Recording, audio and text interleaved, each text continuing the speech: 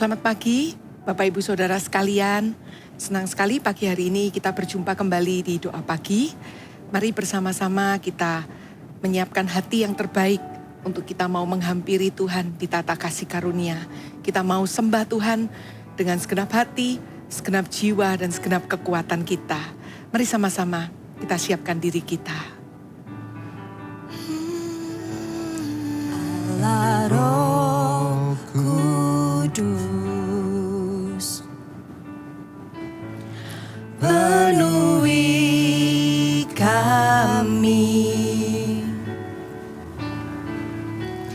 Ku rindu Kau selalu dalam hidupku.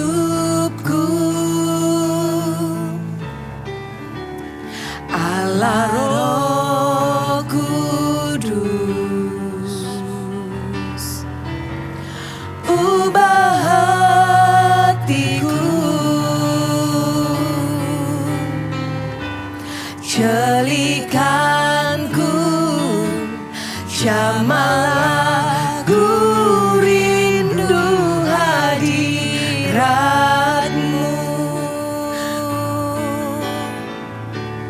Allah Roh Kudus,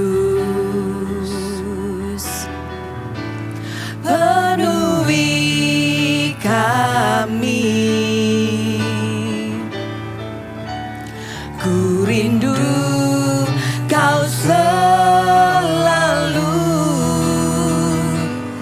dalam hidupku. Allah Roh Kudus,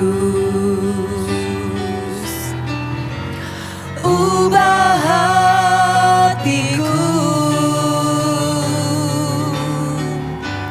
jadikanku jamalah, ku rindu hadirat-Mu. Ku sembah Kudus, Kudus, Kuduslah Tuhan, dan ku sanjung Kau mulia, mulia bagi-Mu Tuhan. Mari sebut namanya, Allah Roh Kudus. Allah Roh Kudus, penuhi kami. Ku rindu Kau selalu dalam hidupku. Allah Roh Kudus,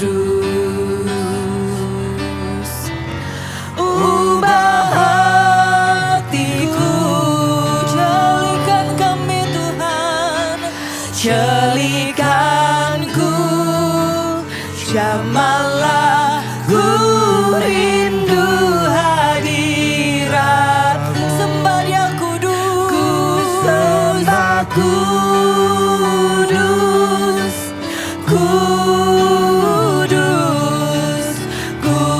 kuduslah Tuhan, dan ku sanjung Kau mulia, mulia bagi-Mu Tuhan. Sembah Dia kudus, ku sembah kudus, kudus, kudus Engkau Tuhan, kudus dan mulia Engkau Yesus. Kuduslah Tuhan, dan ku sanjung Kau mulia, mulia bagi-Mu Tuhan. Sembah kudus, ku sembah kudus, kudus.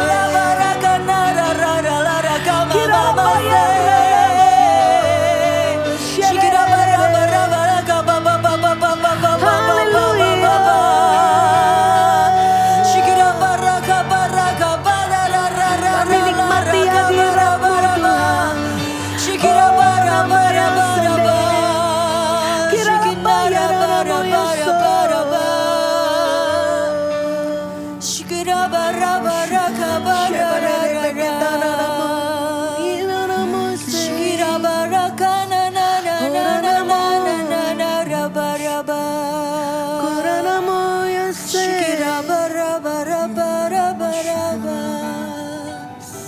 Sembah kudus. Ku sembah kudus. Kudus.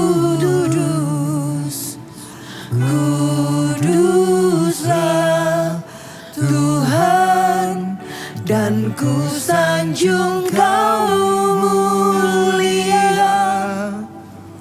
mulia bagimu Tuhan. Kami sanjung Kau, ku sembah kudus, kudus, kuduslah Tuhan, dan ku sanjung Kau mulia, mulia bagimu Tuhan.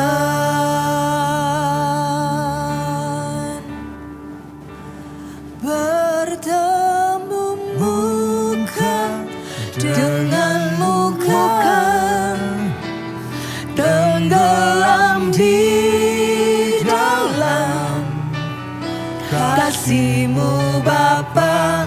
Oh Tuhan, ku rindukan selalu diam dalam bait-Mu. Bertemu muka dengan muka, bertemu muka dengan muka,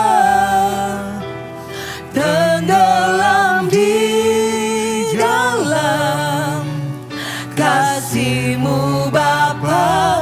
Oh Tuhan, ku rindukan selalu diam dalam bait-Mu. Bertemu muka, bertemu muka dengan muka,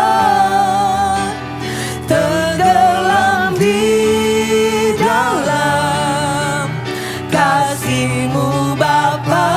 Oh Tuhan, ku rindukan selalu diam dalam bait-Mu, diam dalam bait-Mu, diam dalam bait-Mu. Ini yang kami rindukan Yesus Tuhan, diam dalam bait-Mu.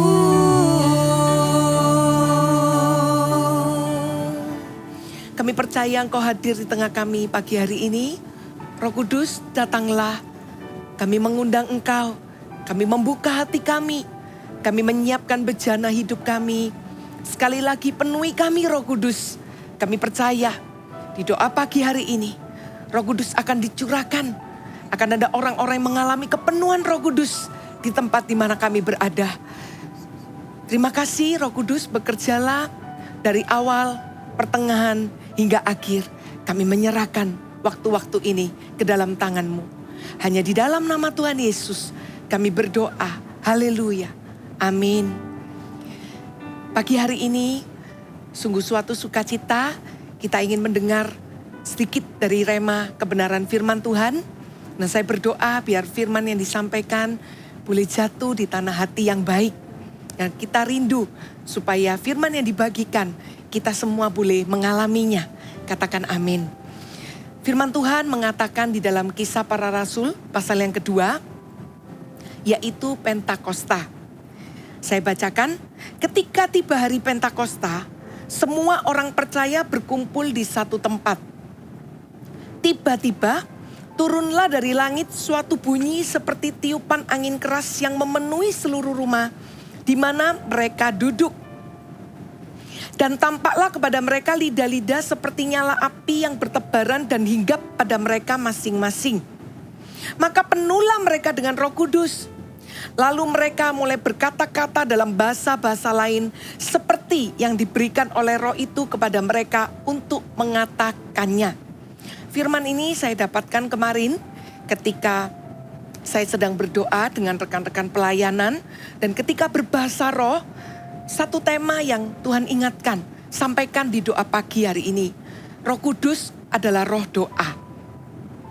Dari firman ini kita belajar di pasal yang kedua, ketika semua orang percaya berkumpul di satu tempat. Seperti kitab Ibrani pasal 10 ayat 25 berkata, janganlah kita menjauhkan diri dari pertemuan-pertemuan ibadah kita, seperti yang dibiasakan oleh beberapa orang. Mengapa firman ini sampai tertulis di dalam firman Allah, di dalam Alkitab? Karena bagi Tuhan, sebuah pertemuan ibadah, perkumpulan orang-orang percaya, itu penting. Dan Tuhan ingin kita menghargai. Karena di dalam pertemuan ibadah, di dalam sebuah pertemuan doa, selalu ada berkat Tuhan, selalu ada hal-hal yang baru yang akan Tuhan berikan. Seperti firman ini katakan, ketika mereka orang percaya berkumpul di satu tempat, dikatakan secara tiba-tiba ada tiupan angin keras yang datang, yang mereka tidak pernah menduganya sebelumnya. Tetapi tiba-tiba ada suatu perkara supernatural, perkara adikodrati yang terjadi di tempat di mana mereka berkumpul. Dan dikatakan di sana adalah di sebuah rumah.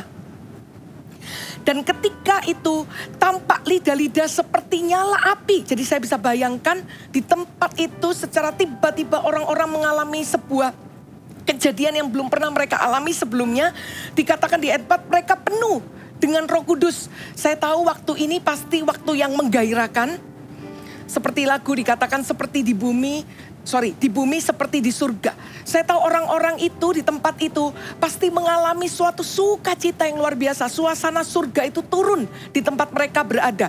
Dan pasti sulit untuk dihentikan ya. Dan ini biasanya akan berlangsung selama berjam-jam lamanya dan tidak akan kerasa. Saya pernah alami itu di dalam hari pertobatan awal saya, di mana saya mengalami lawatan Roh Kudus yang luar biasa. Dan ternyata di kelompok sel itu kita sudah memakan waktu sekitar 5 jam. Karena lawatan Roh Kudus itu datang memenuhi setiap kita. Dan mereka semua berkata-kata dengan bahasa yang baru. Mereka semua dipenuhi oleh Roh Kudus. Anda boleh catat poin pertama, ini hanya 2 poin yang saya mau sampaikan. Ketika Roh Kudus hadir, maka salah satu manifestasi Roh Kudus yaitu orang-orang akan mengalami kepenuhan Roh Kudus dengan cara berbahasa lidah, berbahasa roh. Ada bahasa-bahasa yang baru, bahasa surgawi yang diberikan. Tetapi tidak berhenti di ayat itu.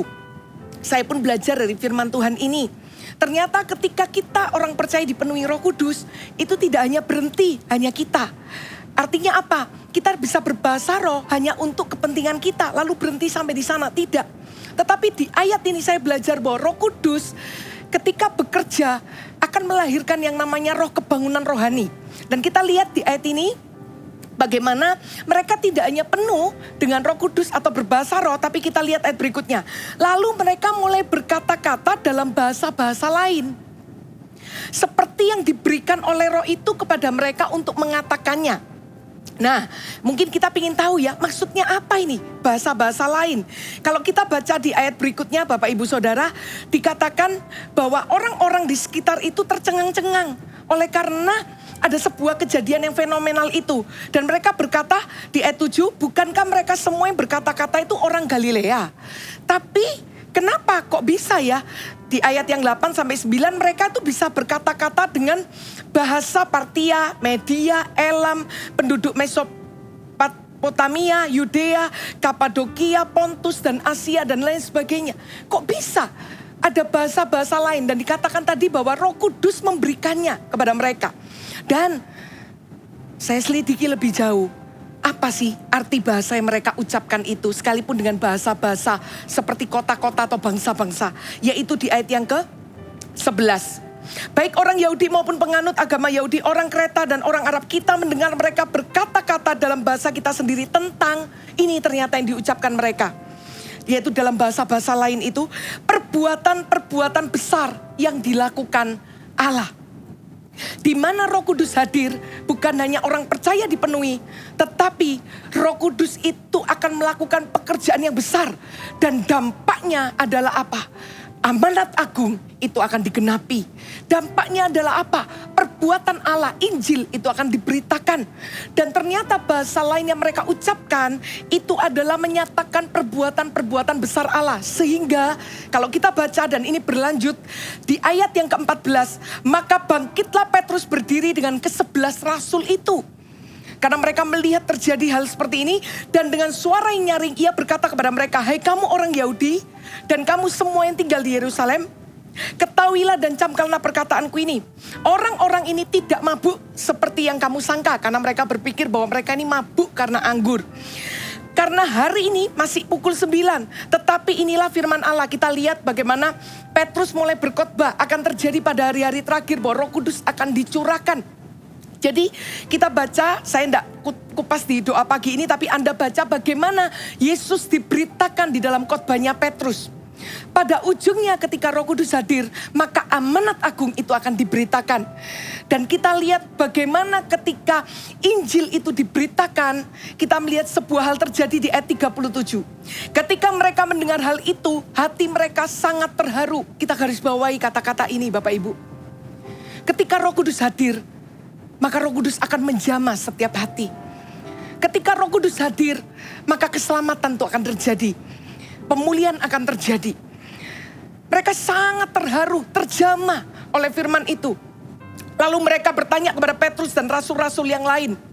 Saya note ayat ini buat diri saya juga. Ketika kita datang kepada seseorang, kita diberi kesempatan untuk menginjil. Dan kalau orang ini berkata bahwa apa yang harus kami lakukan, berarti 90% bahkan 100% hati orang tersebut sudah terbuka terhadap Injil. Dan hari itu ketika Roh Kudus berkhotbah, ini adalah pertanyaan mereka. Apakah yang harus kami perbuat saudara-saudara? Ini seperti sesuatu yang urgent dalam diri mereka. Tiba-tiba ketika Roh Kudus dicurahkan, keselamatan itu menyergap mereka. Mereka menyadari bahwa mereka membutuhkan Tuhan. Jawab Petrus kepada mereka, bertobatlah dan hendaklah kamu masing-masing memberi dirimu dibaptis dalam nama Yesus Kristus untuk pengampunan dosamu. Maka kamu akan menerima karunia Roh Kudus. Dan kita lihat di ayat 41 bagaimana mereka bertobat dan memberi diri mereka dibaptis. Saya ingat pernah membaca di sebuah buku pada tahun yang cukup lampau, ada seorang hamba Tuhan yang bernama William J. Seymour.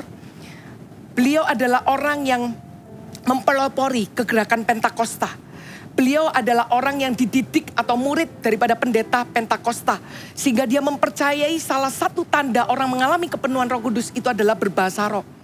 Bapak Ibu Saudara, kalau kita mengerti betapa powerfulnya berbahasa roh dalam hidup kita, maka kita akan menghargai waktu-waktu kita ketika kita berbahasa roh. William J. Seymour, oleh karena imannya dan percayanya kepada Roh Kudus, setiap kali beliau mengadakan pertemuan di rumah-rumah, kejadiannya mirip dengan gereja mula-mula waktu itu. Ketika dia tinggal di rumah sahabatnya, dia membuka pertemuan doa dan di sana orang-orang dipenuhi Roh Kudus. Tempat tidak cukup, pindah ke rumah temannya yang lain. Hal yang sama terjadi, kepenuhan Roh Kudus tempat tidak cukup sampai akhirnya mereka menyewa sebuah gedung tua dan di sanalah terjadi sebuah sejarah kebangunan rohani. Bagaimana ada banyak orang mengalami kepenuhan Roh Kudus di jalan Azusa Street. Dan itu beritanya, dampaknya sampai ke seluruh dunia. Saya pribadi pernah mengalami sebuah pengalaman ketika ada pertemuan doa. Karena saya juga ada di pelayanan doa. Di dalam pertemuan itu sama seperti orang percaya, kami hanya berkumpul dan kami siapkan hati kami. Dan saya waktu itu memimpin pujian penyembahan dengan memakai gitar, saya menyembah. Tapi dari awal saya memang merasakan sesuatu yang berbeda. Saya merasa kok ada sesuatu ya malam ini, saya bisa kerasa. Dan lagu yang saya nyanyikan itu gak sesuai yang saya siapkan. Jadi ketika awal saya mau memainkan gitar, itu sudah dituntun lagunya ini. Nanti lagu kedua ini. Ya udah saya taat, kita menyembah sama-sama. Waktu itu saya ingat tidak banyak orang. Hari itu tidak pernah terlupakan sampai hari ini membekas. Kenapa? Karena kejadian itu persis. Dimana ketika itu juga suasana itu berubah. Saya bisa rasakan dari ketika saya memimpin pujian penyembahan, saya katakan mari kita sama-sama berbahasa roh. Ketika berbahasa roh itu, saya yang memainkan gitar, saya sendiri bisa merasakan ya. Jadi permainan gitar saya itu cukup keras waktu itu. Kita berbahasa roh. Dan saya kerasa waktu itu kita sedang dibawa Tuhan masuk ke dalam sebuah area peperangan rohani. Karena ada sesuatu yang lebih besar yang waktu itu Tuhan mau percayakan ya. Dan kita masuk dan waktu itu berdoa berbahasa roh. Dan tanpa sengaja ketika rekan saya di sebelah sana berbahasa roh. Saya pernah memang berdoa meminta karunia menafsirkan bahasa roh. Ya udah berdoa gitu. Dan waktu itu tiba-tiba seperti Roh Kudus itu berikan artinya. Ini loh, arti orang itu berbahasa roh. Lalu selesai rekan saya yang lain berbahasa roh, Roh Kudus singkapkan juga. Ini artinya. Jadi malam itu sungguh saya rasakan sesuatu yang luar biasa. Dan ketika selesai di dalam doa itu ternyata ada konfirmasi, bukan hanya saya. Tapi ada orang-orang yang merasakan bagaimana Tuhan hadir itu begitu nyata. Sampai ada orang yang merasa bahwa dia benar-benar dipegang kepalanya. Ada juga yang tiba-tiba ketika rekannya berbahasa roh, dia juga diberi arti untuk menafsirkan bahasa roh itu. Itu bagi saya pengalaman yang luar biasa. Saya juga pernah alami di retreat ketika pujian penyembahan, lagunya sederhana, haleluya 12 kali. Tapi saya gak bisa buka mata karena saya takut. Benar-benar itu seperti di surga waktu itu. Dan saya rasakan tiupan angin. Baru kali itu ya. Beda banget memang. Kita kan pasti ya ketika keluar rumah mungkin. Atau memang cuaca sedang dingin, musim dingin. Kita bisa rasakan angin. Tapi saya bisa bersaksi kepada diri saya sendiri. Angin yang saya rasakan itu beda. Tiupan itu begitu dingin dan sejuk. Dan dampaknya itu di dalam jiwa. Saya bisa rasa tenang dan saya gak bisa ceritakan, mungkin Anda mengerti ya, tapi benar-benar beda sekali. Jadi saya menyadari bahwa ketika Roh Kudus turun, bukan hanya kita dipenuhi, tetapi perkara-perkara yang ajaib, perkara-perkara yang besar itu terjadi. Dan ketika Roh Kudus turun, itu dampaknya bukan hanya bagi diri Anda dan saya, tapi sampai kepada lingkungan kita, sampai kepada bahkan satu kota dimenangkan seperti di Azusa Street. Dan kita lihat, bukan hanya ketika Roh Kudus turun, bahasa roh atau bahasa yang baru diberikan. Tapi yang kedua, kita mau belajar sama-sama di ayat 41. Cara hidup jemaat yang pertama. Orang-orang yang menerima perkataan itu memberi diri dibaptis dan pada hari itu jumlah mereka bertambah 3.000 jiwa. Ya ini dampaknya ya, selalu kepada amanat agung. Jiwa-jiwa ya, kata 3.000 itu gak main-main Bapak Ibu Saudara, itu mau ditaruh di mana ya, pasti semua rumah itu dipakai ya untuk persekutuan. Dan dikatakan di sana ayat 42, mereka bertekun dalam pengajaran rasul-rasul dan dalam persekutuan. Jadi begitu kuat ya pemuritannya, penggembalaannya gitu ya, sehingga orang-orang itu menjadi jemaat yang kuat di awal ini. Dan dikatakan mereka selalu berkumpul untuk memecahkan roti dan berdoa. Jadi bukan hanya memecahkan roti, makan bersama, bergembira, itu nanti penjelasannya ada di bawah. Tetapi mereka berdoa. Nah, pertanyaan saya satu.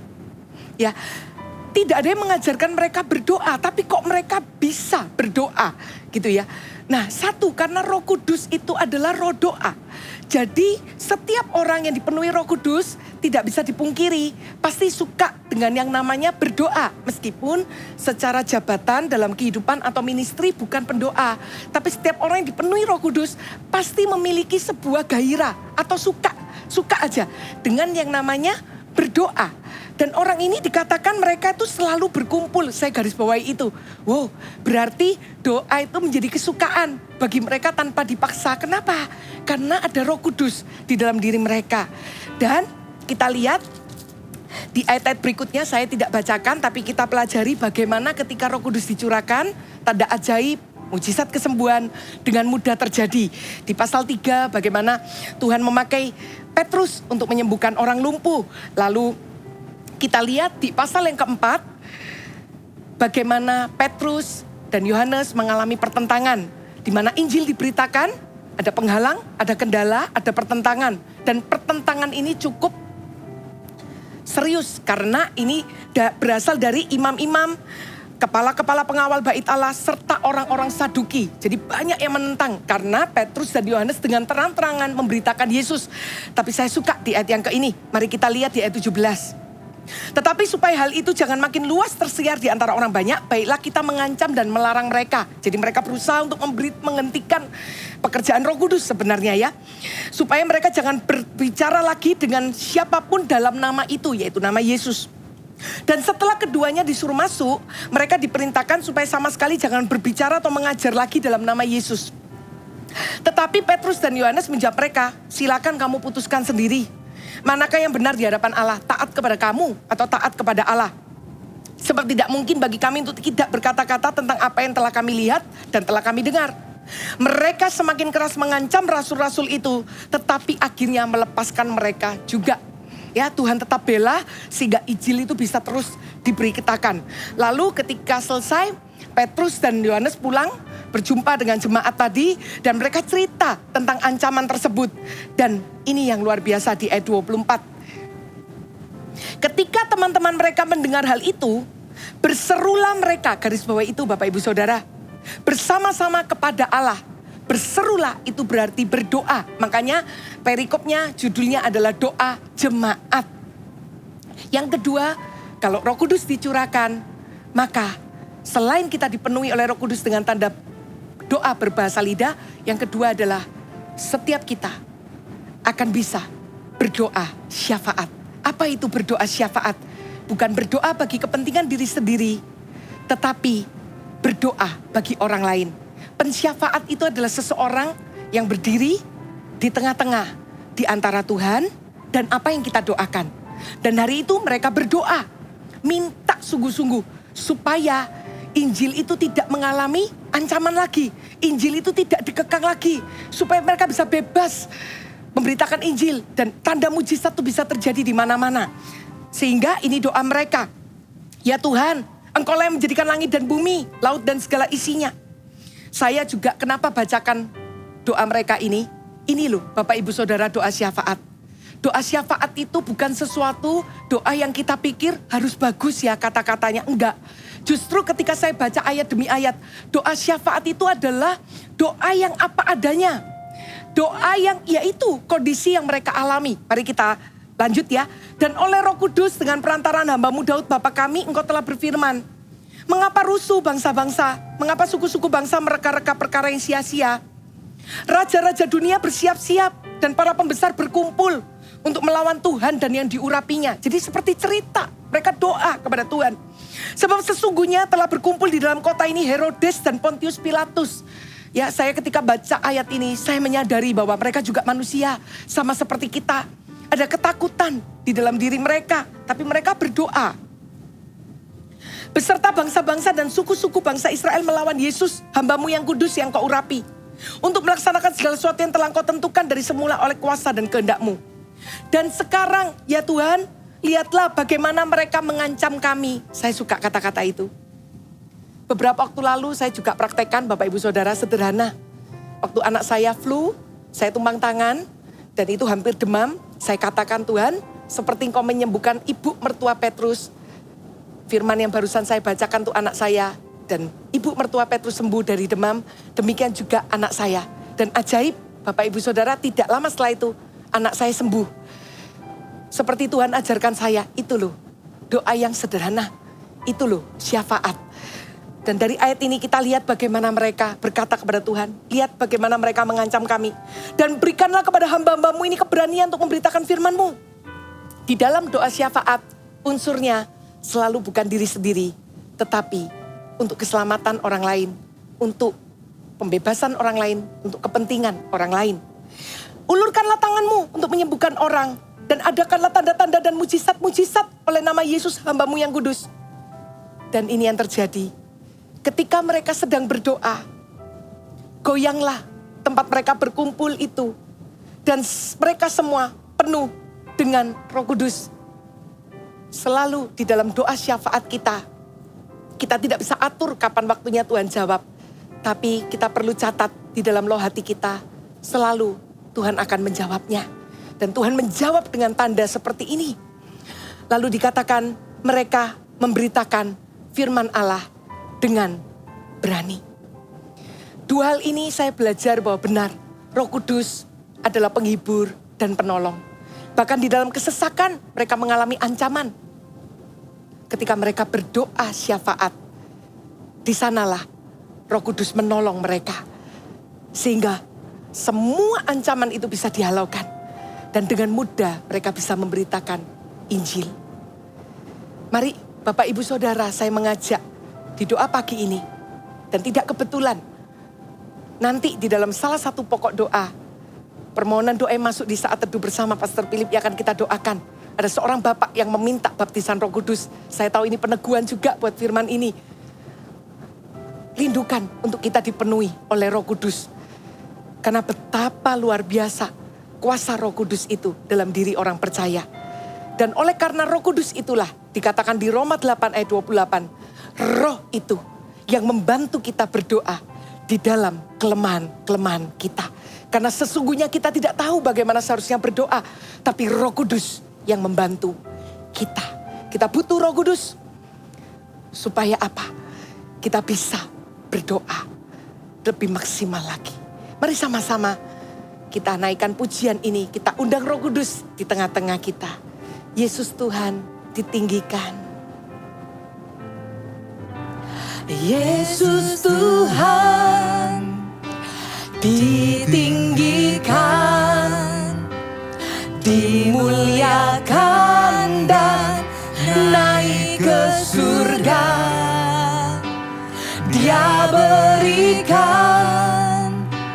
Roh Kudus-Nya, menguatkan dan menolong selalu.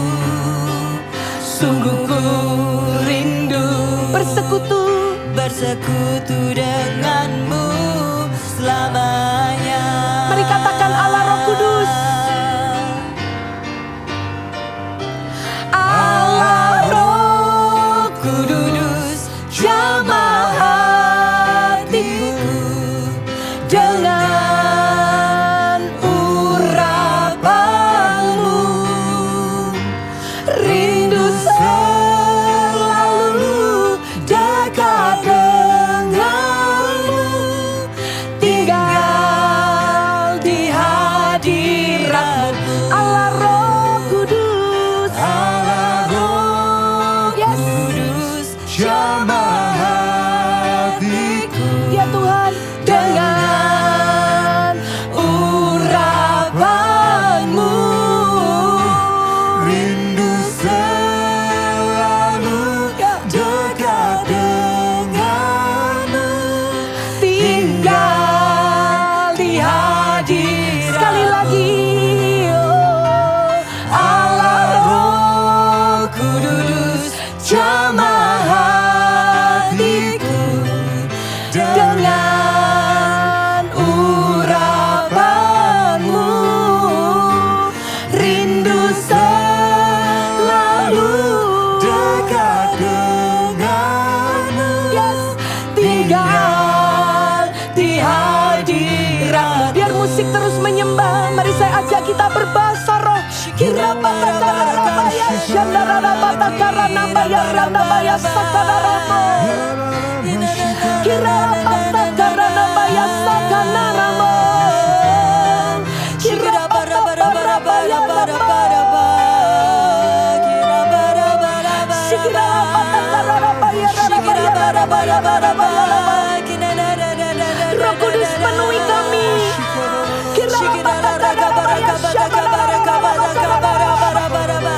Seperti gereja mula-mula, kami tahu Roh Kudus tidak berubah kuasanya dulu, sekarang sampai selamanya. Kami minta Roh Kudus datanglah penuhi.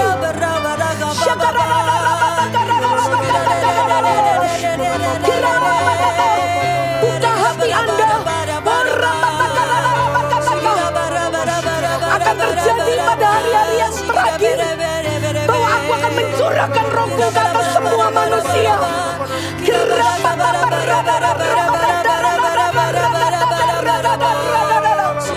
Roh Kudus dicurahkan. Penuhi kami, gerejamu dengan roh doa.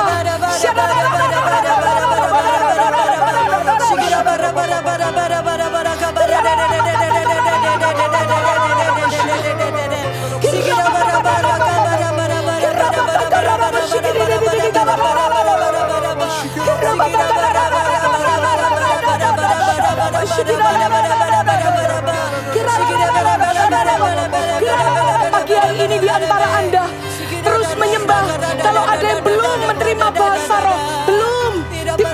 atau dibaptis oleh Roh Kudus, angkat tangan Anda. Terimalah Roh Kudus, terimalah baptisan Roh Kudus pagi hari ini. Terima di dalam nama Yesus. Liga-liga api bertebaran di atas kepala Anda. Terima Roh Kudus.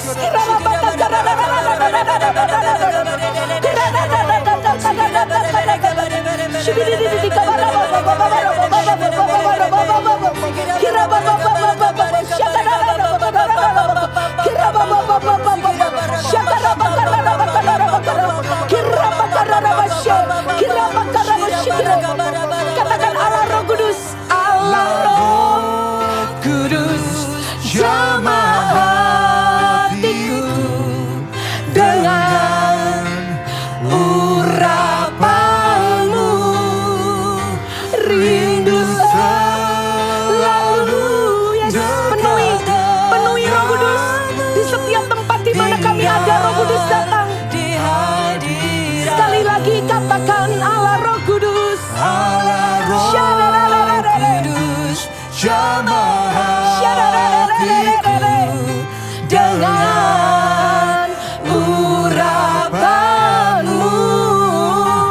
rindu selalu dekat denganmu, haleluya, tinggal di hadiratmu. Aku juga berdoa pagi hari ini, firman yang ditabur Tuhan, biar kami terlebih dahulu yang mendengarnya, kami mengalami. Kami mau di hari-hari ke depan ini, roh doa syafaat itu dicurahkan dengan begitu kuat. Setiap kami akan berkata-kata dengan doa-doa kami. Dan ada tuntunan Tuhan di dalamnya. Doa-doa kami akan kaya dengan kata-kata yang dari Tuhan, dengan firman Allah. Dan doa-doa kami menjadi doa-doa yang berkuasa Tuhan. Kami minta biar sungguh-sungguh di hari-hari ke depan ini, lidah kami dipenuhi dengan doa-doa yang berkuasa ya Tuhan. Di dalam nama Yesus. Doa-doa yang bisa membungkam kekuatan musuh di dalam nama Yesus. Oh rabakata kararaba syakararaba takararaba urapi lidah bibir jemaatmu Tuhan pagi hari ini. Di dalam nama Yesus. Setiap orang bisa berdoa, setiap orang bisa bersyafaat. Oleh karena Roh Kudus ada di dalam diri kami. Dan kami akan melihat bagaimana Tuhan menjawab doa-doa kami. Terima kasih Tuhan, terima kasih Tuhan, terima kasih Tuhan. Oh dan pagi hari ini kami mau dedikasikan waktu ke depan ini Tuhan. Kami tahu ada kuasa ketika kami bersyafaat bagi orang lain. Bahkan bagi saudara seiman yang kami kasih di dalam Engkau. Kami mau memberkati setiap permohonan doa yang masuk. Kami berdoa sepakat saat ini. Kami berdoa untuk Bapak EJ. Beliau rindu diurapi lebih lagi seperti firman di Kisah Para Rasul yang tidak kebetulan disampaikan pagi ini. Dan beliau rindu menerima baptisan Roh Kudus. Hamba percaya orang pertama yang menerima baptisan Roh Kudus di doa pagi ini. Kalau Bapak ini menyaksikan, maka Bapak ini akan mengalami kepenuhan Roh Kudus. Karena karunia Roh Kudus itu dicurahkan bagi Bapak ini. Terima kasih dalam nama Yesus. Kami juga berdoa bagi Bapak BS Tuhan. Kami minta sungguh-sungguh biar kekudusan Allah turun. Sehingga beliau boleh sadar akan dosa dan kesalahannya. Beliau mau Tuhan terlepas dari setiap dosa perzinahan yang mengikat. Kami tahu ketika Roh Kudus datang, maka yang terikat akan dilepaskan. Kami juga minta kelepasan dari setiap kekhawatiran, ketakutan Tuhan, kecemasan. Engkau memberikan ketenangan di dalam jiwanya. Kami juga bersatu hati untuk Bu Hawe Tuhan. Kami minta sungguh-sungguh tanda ajaib mujizat yang seperti Tuhan lakukan. Di gereja mula-mula bagaimana Engkau mengulurkan tanganmu. Dan mujizat itu terjadi. Kalau ibu ini Tuhan tidak bisa bangun dari tempat tidurnya karena mengalami saraf yang terjepit. Kami yakin dan percaya pagi hari ini Tuhan yang membangunkan ibu ini. Seperti tadi di Kisah Para Rasul pasal 3. Petrus menyembuhkan orang lumpuh. Petrus hanya memegang tangan orang itu dan mengangkat dan orang itu langsung berjalan. Demikian pula bagi ibu ini Tuhan.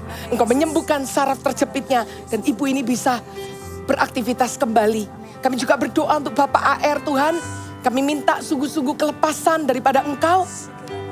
Dari setiap roh kepahitan Tuhan yang mengikatnya. sungguh lama dan sangat bertahun-tahun. Aku minta Tuhan, biar di dalam lidah bibir beliau mau melepaskan pengampunan bagi orang yang telah mendukakan dan melukai hidupnya. Terima kasih Tuhan. Kami juga berdoa untuk Ibu Iha, di mana adiknya mengalami depresi, stres Tuhan. Kami minta biar arah Roh Kudus menjamah hatinya, melembutkan hatinya, memulihkan keadaannya. Dan kami percaya setiap depresi, stres yang bukan dari Tuhan, itu diusir di dalam nama Yesus. Kami minta Tuhan sungguh-sungguh pemulihan buat jiwanya, pemulihan buat luka batinnya. Terima kasih Tuhan. Kami juga memberkati Ibu SR Tuhan, yang rindu mengalami kelancaran di dalam usahanya. Kami percaya ada satu tanda ajaib yang Tuhan berikan, yaitu terobosan dalam pekerjaan. Sehingga dengan hikmat Allah, ibu ini bisa melunasi setiap utang-utang yang dimiliki Tuhan. Terima kasih Tuhan. Kami mau sama-sama menaikkan ucapan syukur kami mengakhiri doa pagi ini. Kami sungguh minta biar Kau hadir dan menyatakan, memanifestasikan kuasa-Mu. Kami naikkan syukur kami. Terima kasih Yesus, Yesus. Terima kasih, hanya anugerah-Mu buat hidupku sekarang. Ku kan memuji-Mu selamanya. Terima kasih. Kami bersyukur pagi ini Tuhan. Yesus. Terima kasih Tuhan. Yesus. Terima kasih, Hanya anugerah-Mu buat hidupku sekarang. Ku kan memuji-Mu selamanya. selamanya. Sekali lagi, Terima kasih. terima kasih Yesus. Yesus. Terima kasih, hanya anugerah-Mu buat hidupku sekarang. Ku kan memuji-Mu selamanya. Ku kan memuji-Mu. Ku kan memuji-Mu Amin. selamanya. Ku kan memuji-Mu. Ku kan memuji-Mu selamanya. Mari kita berikan tepuk tangan kemuliaan bagi Tuhan kita. Haleluya. Terima kasih buat pagi hari ini. Satu firman yang kita mau lakukan sama-sama sebelum kita mengakhiri dalam doa berkat. Ibrani 10 ayat yang ke-25. Janganlah kita menjauhkan diri dari pertemuan-pertemuan ibadah kita seperti dibiasakan oleh beberapa orang. Tetapi marilah kita saling menasihati dan semakin giat melakukannya menjelang hari Tuhan yang mendekat. Hamba berdoa ya Tuhan, biar hamba bersama dengan jemaat-Mu sejak hari ini kami menghargai kehadiran Roh Kudus di dalam setiap pertemuan-pertemuan ibadah. Dan kami mau sungguh-sungguh semakin giat melakukannya.